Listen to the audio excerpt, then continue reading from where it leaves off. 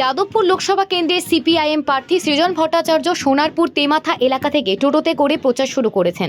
গতকালের ঘটনার পরিপ্রেক্ষিতে তিনি বলেন, মানুষ সিদ্ধান্ত নিয়েছে যাদবপুরে এবারে সিপিআইএমকে যেতে হবে। তৃণমূল সমাজ বিরোধীদের দল 4টে সমাজ বিরোধী জোটাবে, এইসব করবে, এতে কিছু আসে যায় না। তোমার আমাকে দেখে মনে হচ্ছে আমার কিছু এসে গেছে? ওগুলো করেছে তৃণমূল, একটু ওইসব করবে। তৃণমূল সমাজ বিরোধীদের দল, 4টে সমাজ বিরোধী জুটবে, ওগুলো করবে, কিচ্ছু যায় আসে না। মানুষ মেজাজ ঠিক করে নিয়েছে। আমাকে দেখেও কালকে দেখবে তুমি, আমারও কিচ্ছু যায় আসেনি, আমাদের পার্টিরও কিছু যায় আসেনি, ওগুলো করবে। পাবলিক হ্যাজ ডিসাইডেড তারা সিপিআইএমকে এবার যাদবপুরে জেতাবে।